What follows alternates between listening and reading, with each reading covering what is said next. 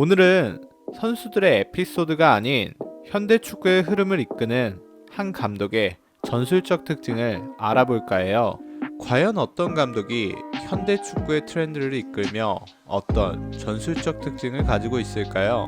제가 생각할 땐 펩 과르디올라와 디에고 시메오네가 그 주인공이라 생각합니다.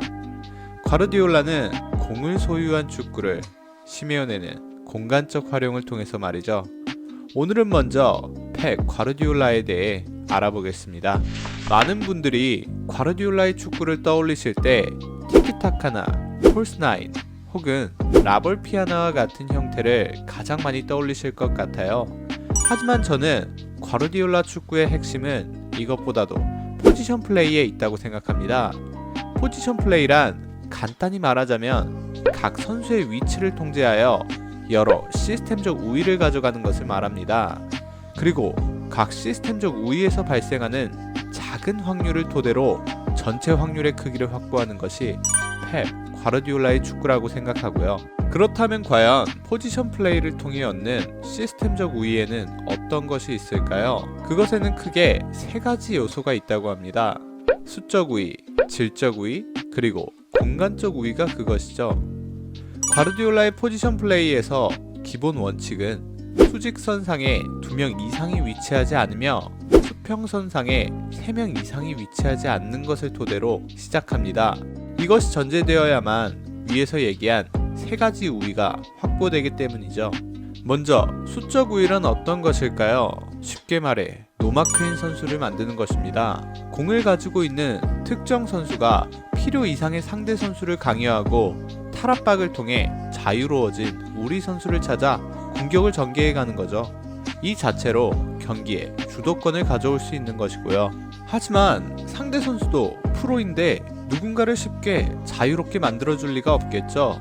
그래서 중요한 두 번째 가치가 질적 우위입니다. 자유로울 정도로 마크가 없는 누군가를 만드는 것은 어렵지만 1대1 혹은 2대2와 같이 동수 개념을 만드는 것은 비교적 쉽습니다. 특히 과르디올라가 맡은 강팀의 경우는 더 그러하겠죠. 1대1이 되었을 때 우리 선수의 공격력이 상대 선수의 수비력보다 질적으로 높다면 이 확률이 모여 결국은 골이 나올 테니까요. 과르디올라는 이 두 가지 개념을 토대로 마지막 가장 중요한 공간적 우위를 살렸습니다. 이것은 정의하긴 어렵고요. 예를 들어보도록 하죠.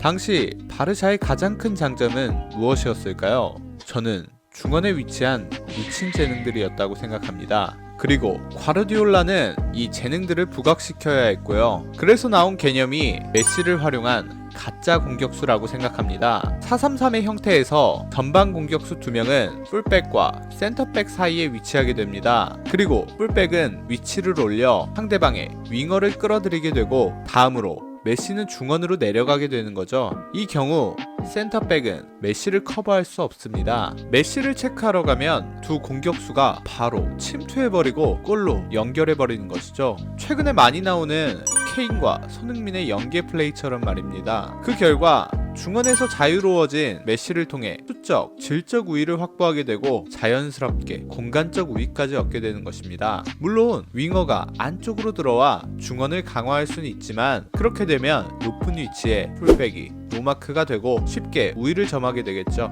이번에 바이에른의 경우를 보도록 하겠습니다. 당시 미넨의 가장 큰 장점은 누가 뭐래도 리베리와 로벤의 사이드 자원이었습니다. 그래서 이번엔 양 사이드에 있는 2명이 안쪽으로 자리를 잡는 것이 아닌 바깥쪽으로 배치가 되면서 상대 선수를 끌고 갔고 풀백이 안으로 들어오며 중원의 우위를 점했던 것입니다. 이 경우 상대가 안으로 좁히며 중앙을 압박하면 장거리 패스로 사이드에 로벤이나 리베리에게 공을 보냈고 우위를 사이드에서 가져가게 되었죠. 특히 로벤을 많이 살렸고요. 물론 이것이 가능한 이유는 알론소, 보아탱, 그리고 노이어의 중장거리 패스 능력이 워낙 뛰어났기 때문이고요. 이와 같이 과르디올라는 포지션 플레이를 기본으로 했고 그 안에 선수의 개성에 따라 티키타카, 폴스9, 라볼피아나 혹은 비대칭 전술에 의한 방향 전환과 같은 세부적 요소들을 첨가해 갔던 것이죠. 선수들이 각자의 포지션을 이해하고 펩이 원하는 곳을 점유한다면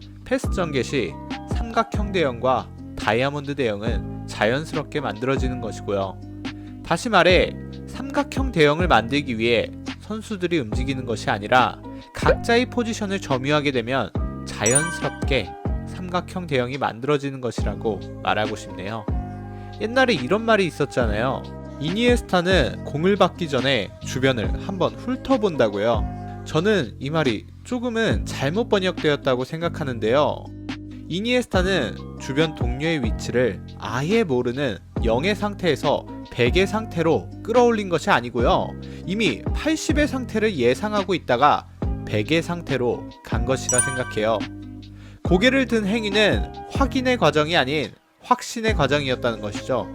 왜냐하면 이미 포지션 플레이에 대한 확실한 연구와 훈련으로 동료의 위치가 예상되어지니까요. 물론 그렇다고 아무나 할 수 있는 건 아니겠죠. 마지막으로 정리해보자면 과르디올라는 3개의 P를 강조했습니다. 플레이, 포제션, 그리고 포지션. 이 중에서 가장 중요한 것은 포지션입니다. 선수가 지정된 공간을 확실히 점유한다면 게임을 설계할 수 있고, 설계된 게임에서 부분적 우위의 확률을 차지해 전체 확률에서 이기게 되는 것이죠. 펩은 게임을 설계하는 감독이었던 것입니다. 오늘은 여기까지입니다. 이상 시청해주셔서 감사합니다.